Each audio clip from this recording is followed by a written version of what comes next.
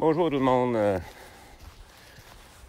C'est pas parce qu'on est confiné qu'on peut pas sortir dehors. Regardez, quand on est dans le bois comme ça, là, le danger de contagion est absolument zéro. Puis j'ai décidé de marcher de bonne heure le matin justement pour pas rencontrer personne. C'est un bon temps parce que ça me donne aussi du temps pour prier, pour louer le Seigneur. Je mets la musique d'Hosanna sur le téléphone, tout ça. Puis il m'est venu de penser aussi tout à l'heure. J'ai pensé au verset d'Apocalypse 6.9 qui dit que les âmes de ceux qui avaient été décapités à cause de la parole de Dieu, qui ont crié à Dieu, jusqu'à quand, Seigneur, Maître Saint et véritable, vas-tu tarder avant de faire justice sur nous contre les habitants de la terre qui nous ont, en fin de compte, décapités? Puis là, le Seigneur les avait dit de se tenir en repos jusqu'à temps que le nombre complet des élus soit rassemblé. Bon, ce que ça m'a fait penser, cet événement-là qui est rapporté dans l'Apocalypse, c'est que les personnes qui sont décédées, là, ils sont conscientes encore, ils sont capables de parler, de s'adresser à Dieu. Et je pense à tous ces avortons qui ont été mis à mort avant qu'ils viennent au monde. Ben, je suis convaincu que ces avortons-là, c'était des êtres humains.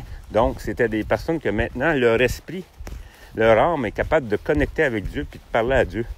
Puis je ne serais pas surpris que ces mêmes âmes-là, ces millions de personnes-là qui ont été avortées, sont en train d'intercéder auprès de Dieu maintenant, de demander justice contre tous ceux qui les ont fait mourir sur la terre. Fait que ça ne serait pas surprenant du tout. Puis aussi, je pense à tous les avortons naturels qui sont en fin de compte décédés avant de venir au monde, mais sans par la faute des hommes.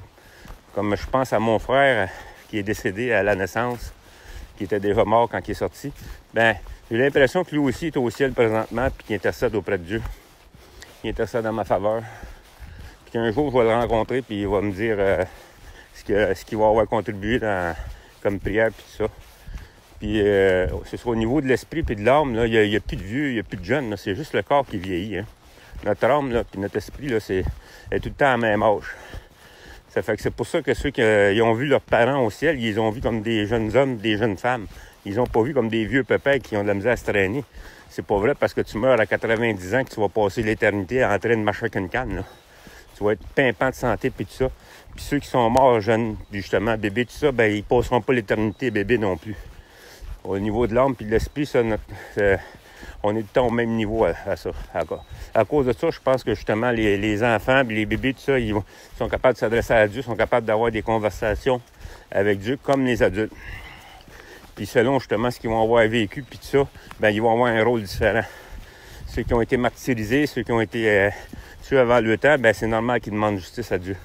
Tandis que d'autres, le Seigneur il a permis qu'il y ait un autre rôle différent, un rôle d'intercesseur, un rôle de... Parce que des intercessions, on en a tout le temps besoin. Il y a un seul médiateur entre Dieu et les hommes, c'est Jésus-Christ, mais on voit que l'apôtre Paul, il disait prier pour nous. Il demandait justement aux chrétiens de l'accompagner dans la prière, de la prier. Ça fait que ceux qui sont au ciel, ben ils ont juste ça à faire. Ça ne veut pas dire pour autant que c'est à nous autres de demander aux gens décédés de prier pour nous. Nous autres, c'est de prier le Père. Notre job, notre fonction, notre responsabilité, c'est de prier le Père au nom de Jésus-Christ par le Saint-Esprit.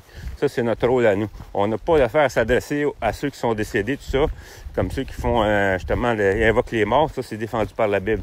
Mais ça ne veut pas dire qu'on n'a pas le droit d'invoquer les morts, que les morts, eux autres, ne prient pas pour nous autres. Ça, c'est une autre histoire. Les autres, ils ont chacun leur rôle.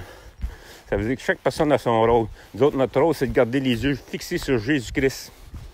Fixer les yeux sur Jésus. Prier le Père au nom de Jésus. Puis le Père, lui, après, il s'organise pour accomplir sa volonté à travers nos vies. Donc, c'était ça le partage que j'avais à vous annoncer ce matin. C'est qu'on a une armée, une nuée de témoins qui est en entour de nous et qui prie pour nous et qui travaille en notre faveur. On est tous dans un même combat, le même combat de la foi. Puis eux autres aussi, ben, ils participent dans la mesure que Dieu leur permet de participer. Fait que je vous souhaite une bonne journée tout le monde.